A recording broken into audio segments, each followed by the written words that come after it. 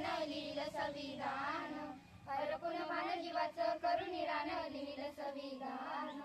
कुणाची मिळाली न साथ साथ, आजवर झाला ओ वाघात,